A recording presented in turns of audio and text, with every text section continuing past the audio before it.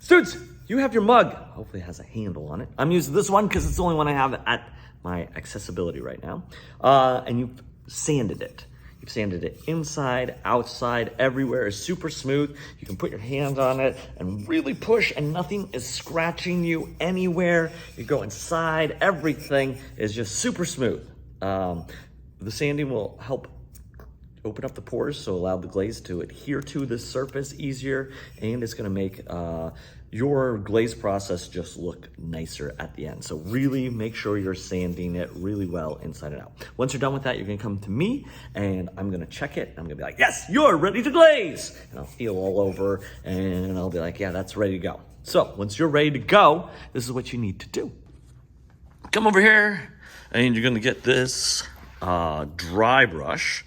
And actually, yeah, and then you come over to the garbage can like so, and then you're gonna take your work and dust it off all the way. And it takes a lot of time to make sure there's no dust, because that dust, if you have any dust in your mug, on your mug, anything like that, that is going to stop the glaze from adhering to your mug, and it might slide off, it might create a spot, and so we just want to dust off really well all the areas.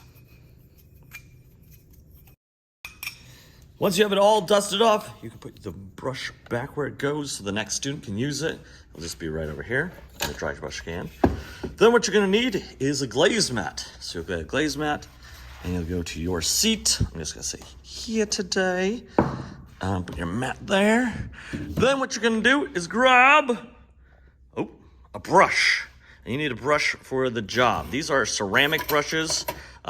We only wanna use these for glaze, nothing else. So I need a big brush because I wanna paint a big area first.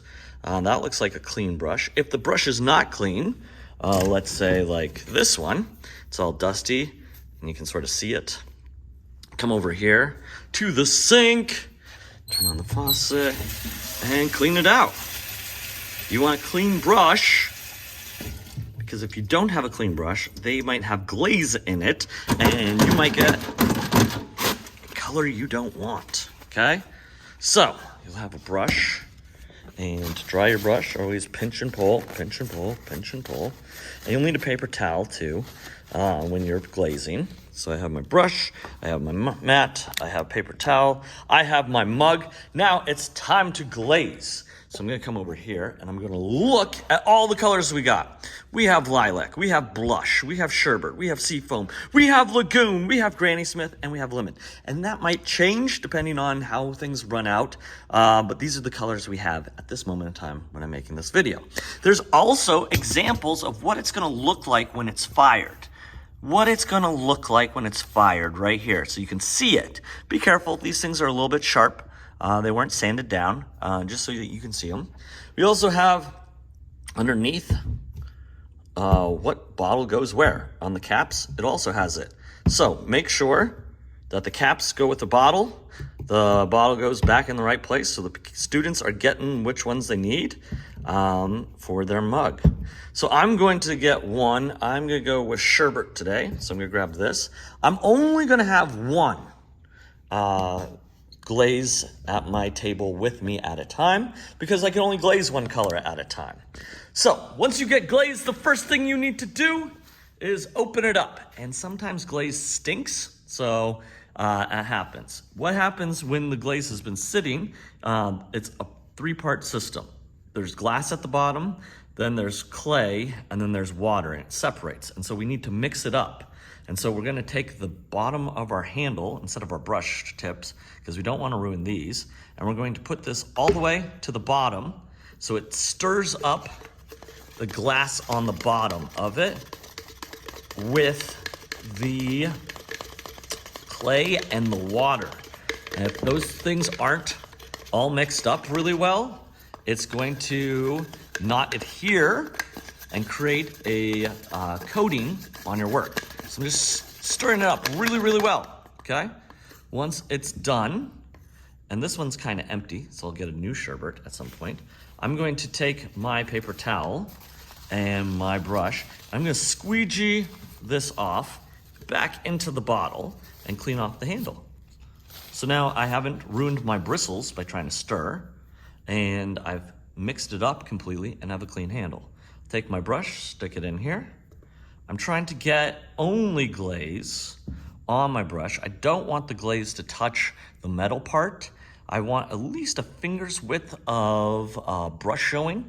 If the glaze gets in here, it's gonna start spraying out or spreading out the brush hairs a lot, and you don't want that. So you usually want, whenever you're painting something, about a finger's length, usually, on the brush. Then with your glaze, ooh, this just dripped on my mat. That's why we have mats. So I'm gonna clean that up because it's easier to clean it up when it's wet than not. When you glaze, you want to start on the inside of your mug first. And so I'm going to paint the inside of my mug. And you can see that color is a little bit duller than the, what is it, the example one over there. That is because it has to go through a chemical process. So I need to get into all the corners and all the cracks down here. So I'm gonna like push a little bit gently down there. So when we're glazing, you want to make sure you're filling in all those little cracks. You can dab it in, you can pull it up. Just painting the whole inside. That's their first task. And with glaze, we need to do 3 layers. So a layer consists of the paint or the glaze drying completely.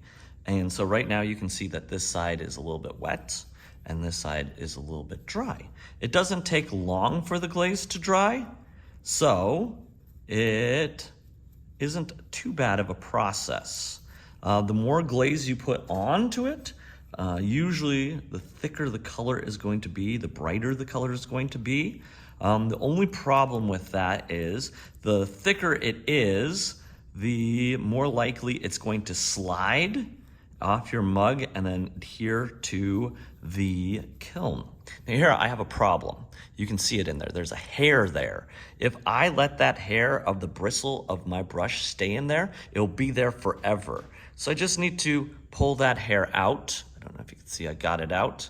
I can put it on the mat and then I can go back and clean it up. And I just want to make sure that I do 3 layers. And I'm gonna let the glaze dry completely between each layer. So this is just 1 layer and I'm going to let that dry.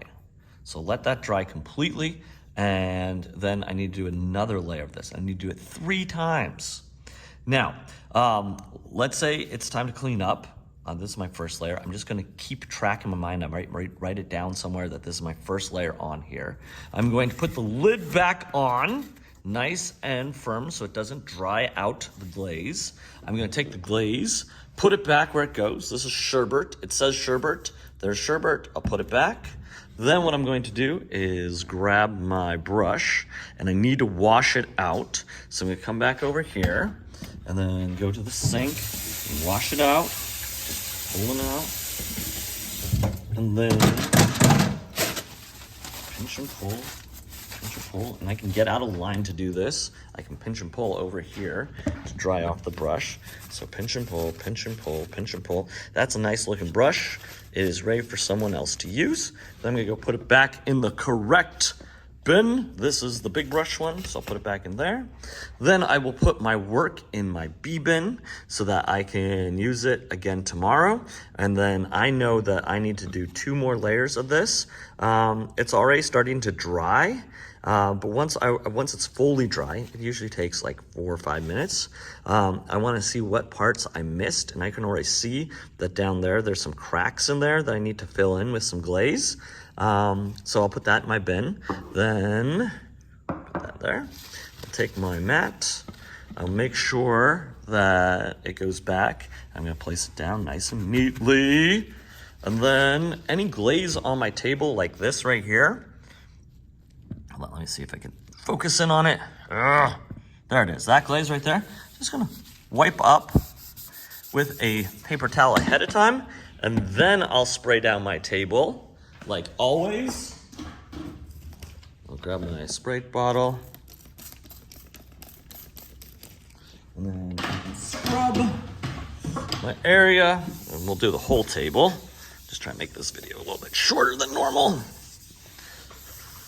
And then I'll get paper towel and I will dry it off. So that shine, we don't want it to be there. You can see it, it's big and bright. And when I take some paper towel, you can see that shine goes away.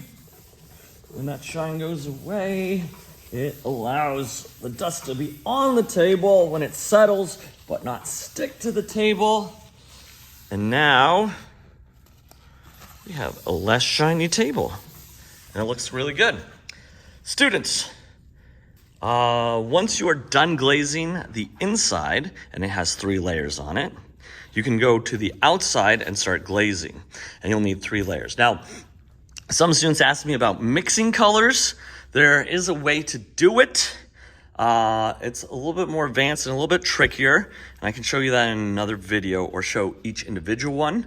But you can just think about it as layers. Actually, let me just tell you about it right now. So if you were going to, let's say, glaze the outside of this, and you want like a blue stripe here all the way around, and then you wanted like a green stripe here, and then a yellow stripe here, that'd look pretty cool. One way you could do that is just paint the stripes. You could do that. Another thing you can do is paint it yellow, all of it, and then paint the blue next on top of it. So you paint the whole thing yellow, wait, let it dry completely, and then you would do another layer of green or blue right on top of that, and then you would do another layer on top of that, and it could give you a cool transition effect. The thing I need to tell you, if you're glazing, let me get my glaze stuff out again, because this is important. This is very important. Let me pick a different color so you can see it better. And brush. If you're glazing the outside, when you're glazing the outside, you need to have a finger's length, a pinky's finger's length of space. So you do not want it to go all the way to the bottom of your mug. What you'd want to do, just go through the steps again so you can see it. In here, stir.